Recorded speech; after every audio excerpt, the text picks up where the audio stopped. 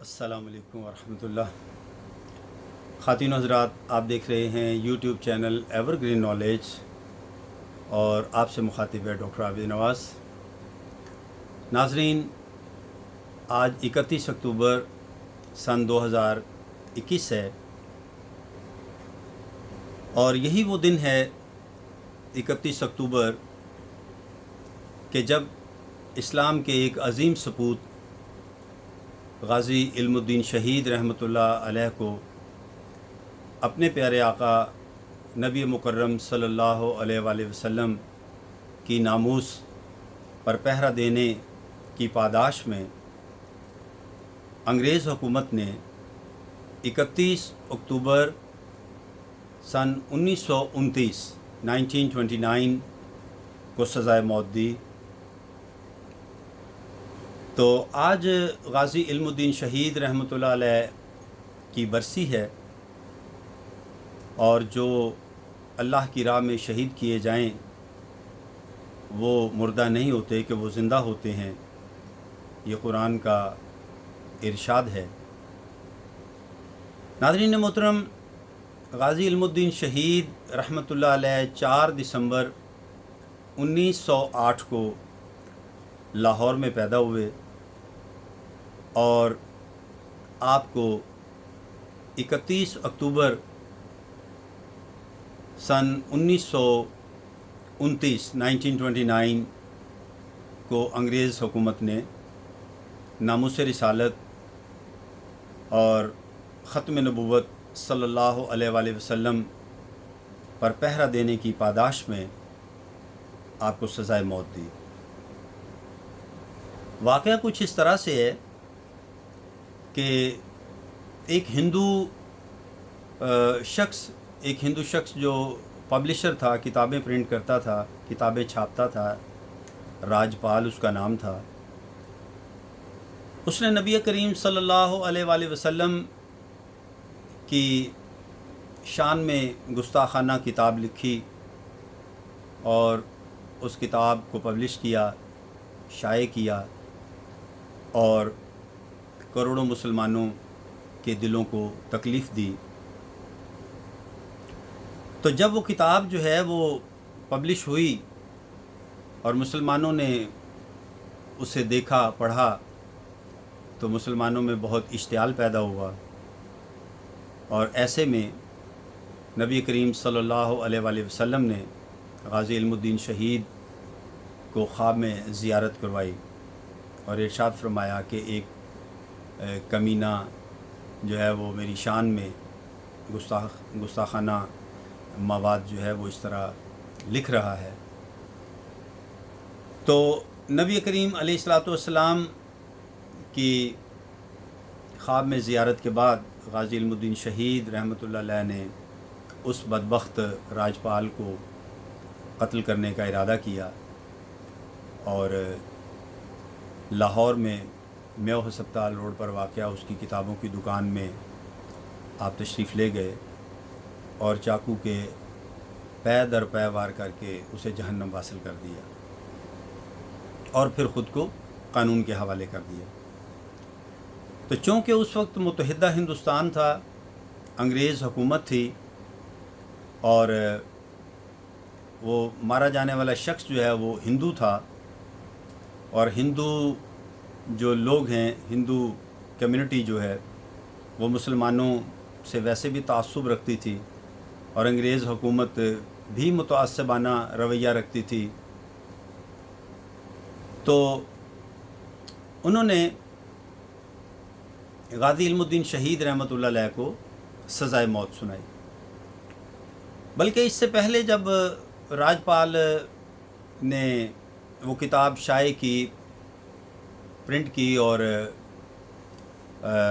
اس کو چھاپا، تو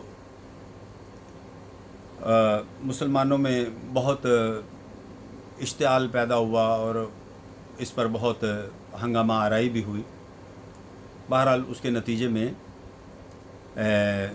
بعد میں یہ واقعہ پیش آیا اور غازی علم الدین شہید رحمۃ اللہ علیہ کو انگریز حکومت نے میاں والی کی جیل میں سزائے موت دی پھانسی دے دی گئی آپ کو۔ غازی علم الدین شہید رحمۃ اللہ علیہ کی خواہش تھی، آپ کی وصیت تھی کہ آپ کا جسد خاکی لاہور میں دفن کیا جائے، لیکن انگریز حکومت نے نقص امن کی وجہ سے کہ کہیں ہنگامے نہ پھوٹ پڑیں، ہندو مسلم فسادات نہ پھوٹ پڑیں، اس بات کا بہانہ بنا کر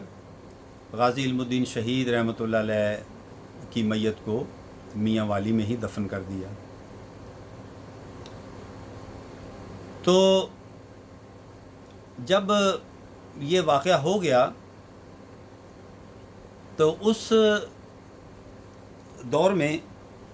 ایک قادیانیوں کی جماعت کا سربراہ تھا مرزا محمود قادیانی۔ مرزا محمود قادیانی نے اس واقعہ پر کہ جب غازی علم الدین شہید رحمۃ اللہ علیہ کو سزائے موت دے دی گئی تو اس واقعہ پر اس نے بڑی ہرزہ سرائی کی اور بہت اس نے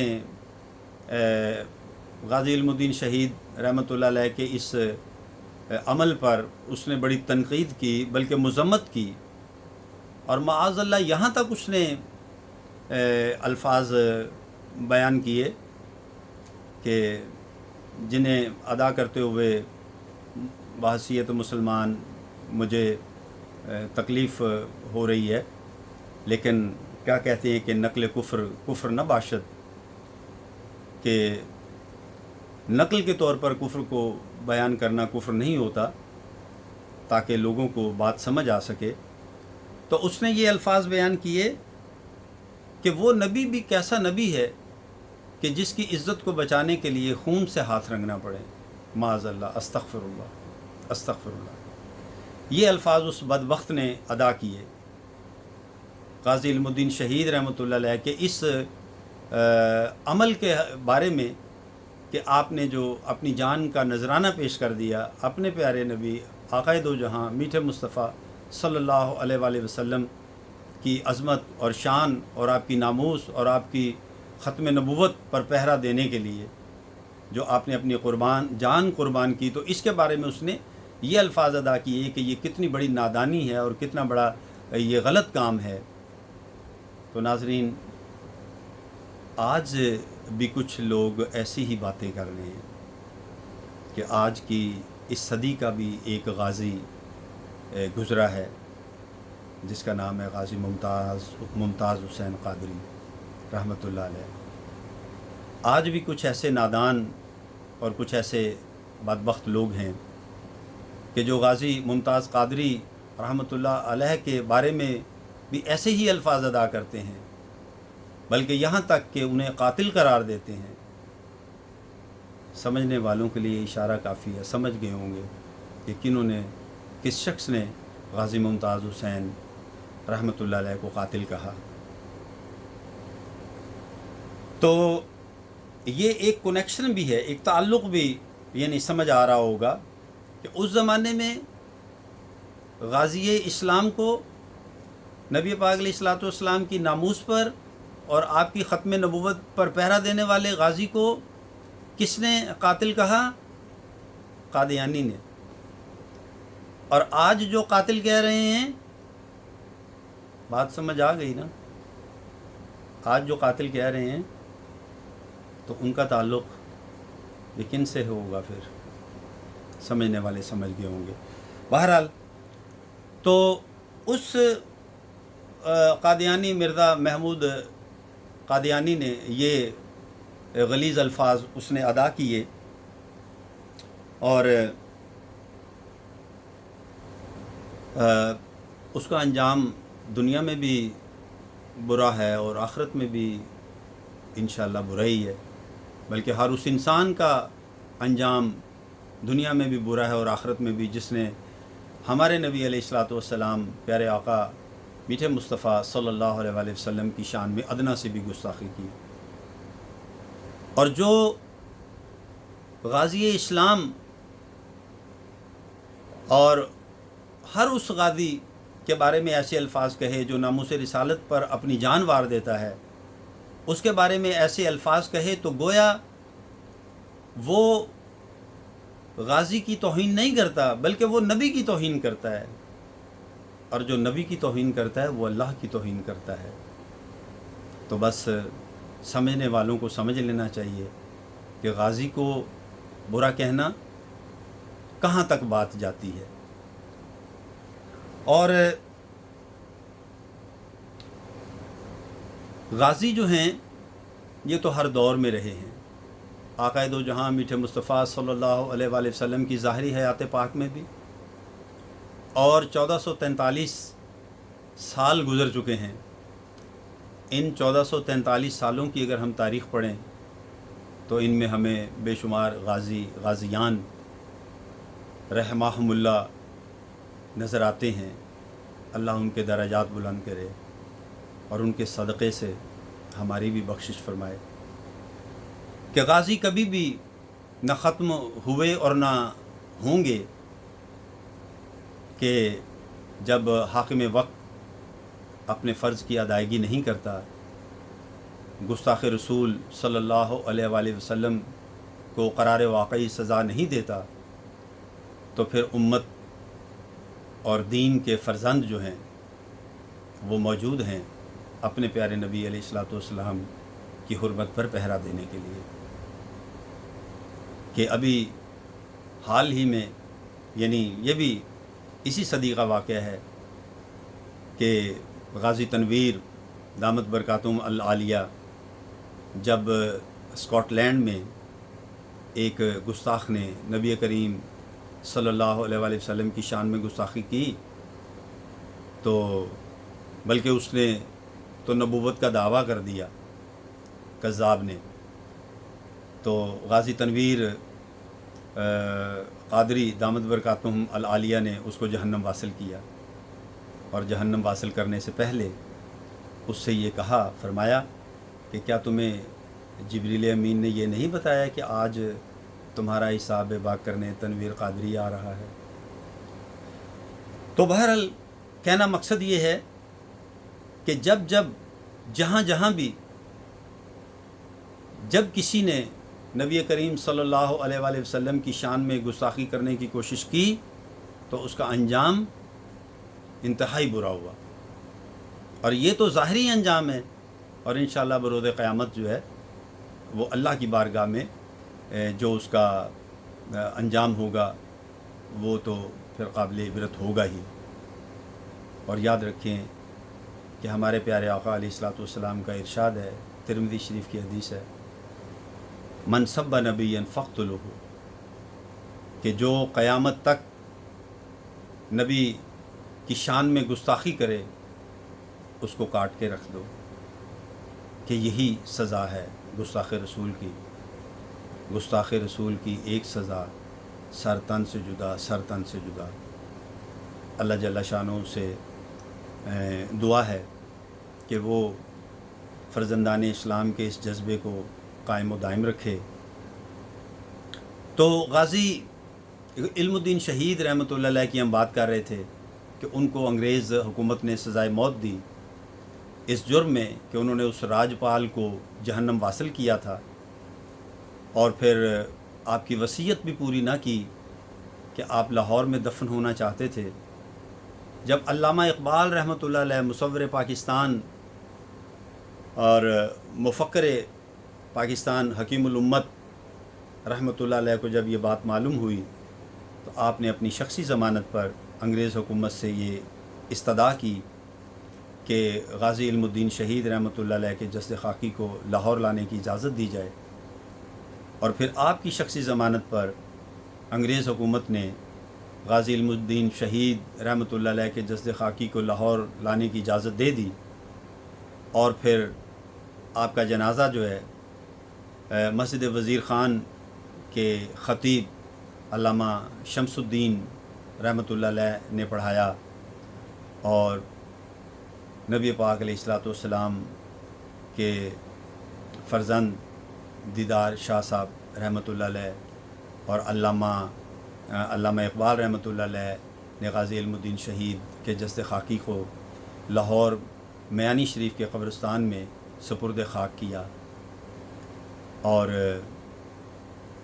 جب علامہ اقبال رحمۃ اللہ علیہ نے آپ کے جسد خاکی کو قبر میں اتارا تو آپ نے فرمایا کہ اے غازی، آپ کی خواہش تھی لاہور میں دفن ہونا، میں نے اپنی شخصی ضمانت دے کر آپ کی اس خواہش کو پورا کر دیا۔ اب میری آپ سے ایک درخواست ہے، اور وہ یہ کہ جب آقا دو جہاں میٹھے مصطفیٰ صلی اللہ تعالیٰ علیہ وآلہ وسلم آپ کی قبر میں تشریف لائیں تو میرا سلام آقا دو جہاں کی خدمت میں پیش کرنا۔ تو عینی شاہدین کہتے ہیں کہ جب یہ بات علامہ اقبال رحمۃ اللہ علیہ نے غازی علم الدین شہید کے جسد خاکی سے مخاطب ہو کر کہی تو پھر اس کے بعد علامہ اقبال رحمۃ اللہ علیہ اچھل کر غازی صاحب کی قبر سے باہر آ گئے۔ لوگوں نے جب پوچھا کہ آپ کے ساتھ کیا معاملہ ہوا تو فرمایا کہ جب میں نے غازی سے یہ بات کہی تو غازی کے لب ہلے، اور غازی نے کہا کہ آپ پہلے تشریف لے جائیں تو صحیح، آقا دو جہاں میٹھے مصطفیٰ علیہ الصلاۃ والسلام کی تشریف آوری ہوگی تو میں ضرور آپ کا سلام پیش کروں گا۔ تو یہ سن کر علامہ اقبال رحمۃ اللہ علیہ پر ایک غشی کی کیفیت طاری ہو گئی، اور پھر چشم فلک نے دیکھا کہ علامہ دیدار شاہ صاحب رحمۃ اللہ علیہ نے غازی کے جنازے میں جب غازی کے قدم چوم لیے تو لوگوں نے کہا کہ حضور یہ کیا؟ تو آپ نے فرمایا کہ میں نے اس کے قدم اس لیے چومے ہیں کہ اس نے میرے نانا کی عزت پر پہرا دیا ہے، اس نے میرے نانا حضرت محمد صلی اللہ علیہ وآلہ وسلم کی ناموس پر پہرا دیا ہے۔ اور علامہ اقبال رحمۃ اللہ علیہ کے تاریخی الفاظ ہیں جو آپ نے دیدار علی شاہ صاحب رحمۃ اللہ علیہ سے فرمایا شاہ صاحب، یہ ہم پڑھے لکھے لوگ تو کتابیں ہی لکھتے رہ گئے اور لوہاروں کا لڑکا بازی لے گیا۔ تو کیا خوب فیض احمد فیض کا شعر ہے کہ یہ بازی عشق کی بازی ہے، یہ بازی عشق کی بازی ہے، جو چاہو لگا دو ڈر کیسا، جو جیت گئے تو کیا کہنا، ہارے بھی تو بازی مات نہیں، یہ بازی عشق کی بازی ہے، جو چاہو لگا دو ڈر کیسا۔ تو یہ عشق والوں ہی کا حصہ ہے کہ انہیں یہ منزلیں حاصل ہوتی ہیں، اور علامہ اقبال کے نے کیا خوبصورت خراج عقیدت پیش کیا غازی کو۔ تو ناظرین، یہ غازیان اسلام جو ہیں یہ ہمیشہ سے ہیں، ہمیشہ سے رہیں گے، اور 31 اکتوبر 1929 جو ہے غازی علم الدین شہید رحمۃ اللہ علیہ کی برسی کا دن ہے، اور جو اللہ کی راہ میں جان دیتے ہیں ان کی قبروں پر کبھی جا کر دیکھیے کہ اللہ کی کیسی رحمتیں برستی ہیں۔ اللہ سے دعا ہے کہ وہ ہمیں بھی اپنے پیارے حبیب آقا دو جہاں میٹھے مصطفیٰ صلی اللہ علیہ وآلہ وسلم کی ناموس، عزت، آبرو اور آپ کی ختم نبوت پر پہرا دینے کی توفیق دے، اور ہماری اس کوشش کو اور ہمارے اس عمل کو، جو بھی ہم ٹوٹا پھوٹا عمل کرتے ہیں، اسے اپنی بارگاہ میں قبول فرمائے۔ پیارے آقا علیہ الصلوۃ والسلام کی شان کے شایان اپنی پاک بلند بارگاہ میں ہمارے جذبات، ہمارے الفاظ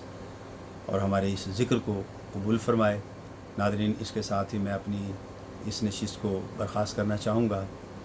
اور امید رکھتا ہوں کہ آپ میرے اس چینل کو لائک، شیئر اور سبسکرائب کریں گے تاکہ میں اسی طرح کی اچھی ویڈیوز آپ کی زندگی میں شامل کرتا رہوں۔ اگر حیات و صحت رہی تو آئندہ ویڈیو کے ساتھ پھر آپ کی خدمت میں حاضر ہوں گا۔ تب تک کے لیے اجازت دیجیے، اپنا بہت خیال رکھیے گا۔ اللہ ہم سب کا حامی و ناصر ہو۔ فی امان اللہ۔